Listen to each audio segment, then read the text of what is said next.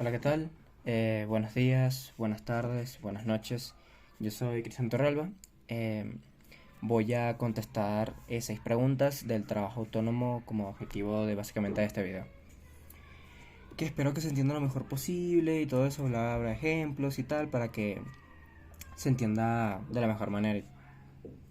Vamos a pasar a la primera pregunta, que sería ¿qué son las ecuaciones de estado? ¿Qué son las ecuaciones termodinámicas de estado?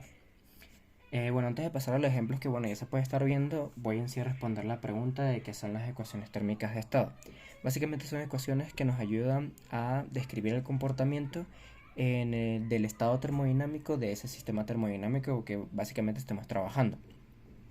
Entonces la verdad existen muchas ecuaciones, pero yo decidí poner estas tres porque siento que por lo menos para mí son las que más conozco igual y que me ayudan bastante a describir el estado que se encuentra el sistema termodinámico. Entonces, bueno, para empezar teníamos la ley de gas ideal, que creo que es la más familiar de todas, la que mayoría conocemos porque es con la que más se llega a trabajar, que básicamente igual nos ayuda a descubrir el estado en el que se encuentra el sistema termodinámico en estado gaseoso, el comportamiento en el que esté, bajo X condiciones de temperatura, bajo X condiciones de presión, bajo X condiciones de volumen y todo eso. De ahí pasaríamos a la ecuación de Van der Waals, que obviamente es más complicada, como se puede ver, tiene más variables eh, y todo eso. Y básicamente es una ecuación que igual nos ayuda a describir el comportamiento, pero no solo gaseoso, sino también líquido. Por eso llega a ser más complicado. Aunque bueno, sí, esta ecuación tiene como un error bastante grave a la hora de graficarlo y todo eso, pero bueno, igual nos ayuda obviamente a describir el comportamiento del sistema termodinámico en estado gaseoso y líquido, por lo tanto obviamente es más complicada. Y de ahí pasamos a la tercera ecuación, que se podría decir que es como una versión mejorada de la de Van der Waals, pero no se recomienda utilizarlo tanto en estado líquido, sino más que todo en estado gaseoso, siendo aún más precisa con respecto a los datos de comportamiento que te otorgue, colocando los datos que se necesita como el volumen, la temperatura y todo eso. Bueno, una vez respondida la primera pregunta, vamos a pasar a la segunda, que es ¿bajo qué circunstancias se esperaría que un gas se comporte de manera significativamente diferente de lo predicho por la ley de los gases ideales? Bueno, a ver, para empezar, tenemos que tener en cuenta que en un gas ideal sus moléculas no interactúan, independientemente si tienen una temperatura, si se encuentran en una temperatura alta, si están en una temperatura baja, si su presión es alta, si su presión es baja, el volumen, lo que sea. En un gas ideal sus moléculas nunca van a interactuar entre sí. En cambio, en un gas real sí tienen interacción. Entonces, para que un gas real se parezca lo mayor posible a un gas ideal es cuando se le somete a temperaturas bajas y a presiones altas. Por lo tanto, eso hace que sus moléculas interactúan muchísimo.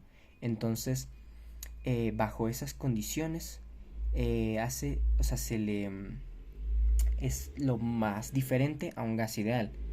O sea, cuando a un gas real se le somete a condiciones para que sus moléculas interactúen lo mayor posible, es lo más alejado a que se comporte como un gas ideal. Y si se quiere que se parezca lo mayor posible a un gas ideal, es que su temperatura sea alta y su presión sea baja. Eso que va a hacer que sus moléculas interactúen lo menor posible, haciendo que se parezca lo mayor posible a un gas ideal. Entonces, ¿bajo qué circunstancias se esperaría que un gas se comporte de manera significativamente diferente de lo predicho por la ley de los gases ideales? Es que el gas se encuentre en una temperatura baja y en una presión alta. Entonces, bueno, una vez contestada la segunda pregunta, vamos a pasar a la tercera pregunta que nos dice la constante de los gases en la ecuación de estado de los gases ideales tiene el mismo valor para todos los gases. Bueno, que se ve el número de la constante de gases. A ver, la respuesta en sí, full resumida, es sí. La constante tiene el mismo valor y es universal para cualquiera de los gases. Siempre va a ser el mismo valor de 0,08206. Aunque bueno, las últimas decimales 0,6 no se suele utilizar porque no es necesario, se suele utilizar más que todo el 0,082 y listo. Aunque bueno, obviamente se puede utilizar el 0,6 si así se lo desea, pero se va a tener resultados más exactos, que obviamente es mejor. Pero con, con el 0,082 ya está bien. De ahí las unidades básicamente serían litros por atmósferas sobre el mol por Kelvin.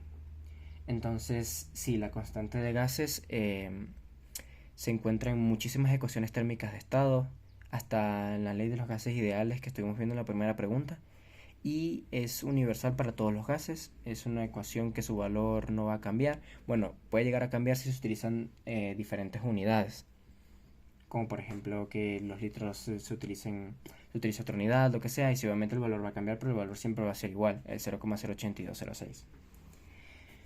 Bueno, ahí pasaríamos a la siguiente pregunta, que sería: si se tiene un termómetro de gas de volumen constante que contiene una cantidad fija de gas, ¿qué propiedad del gas se mide para indicar su temperatura?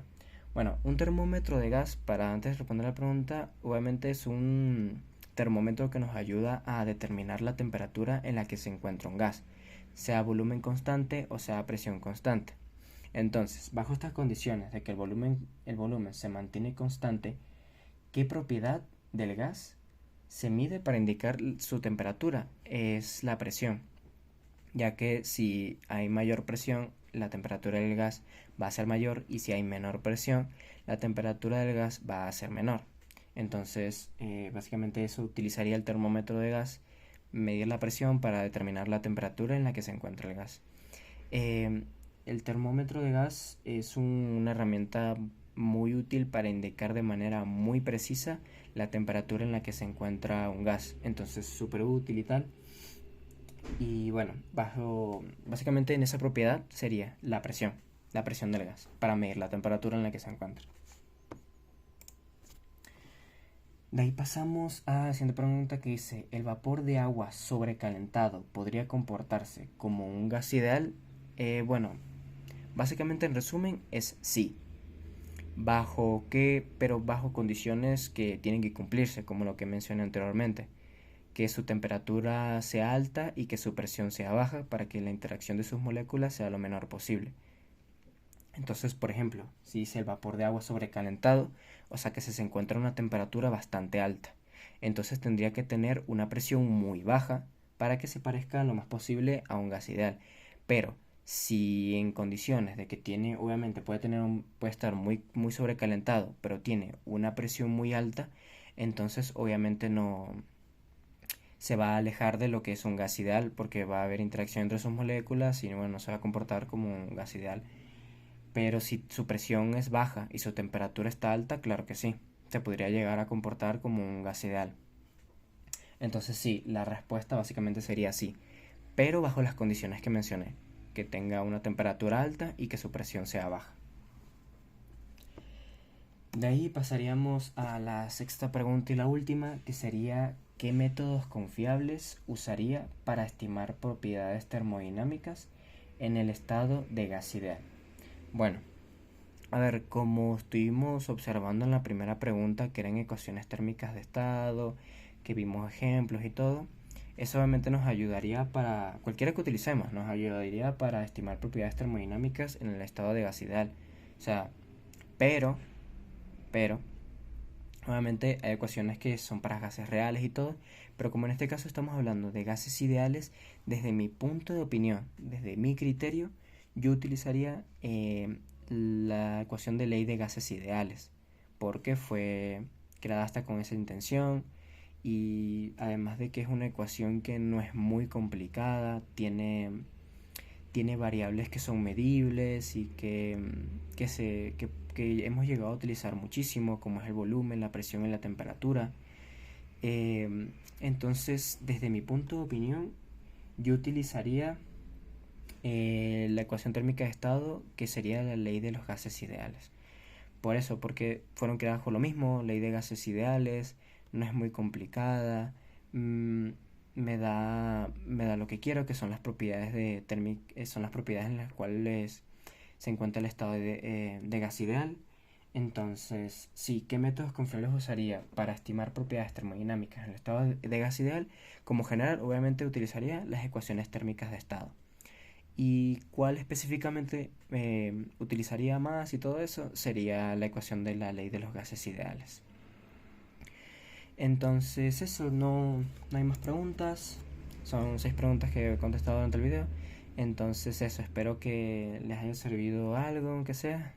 Y que, bueno, principalmente se haya entendido lo mejor posible. Y eso. Hasta luego.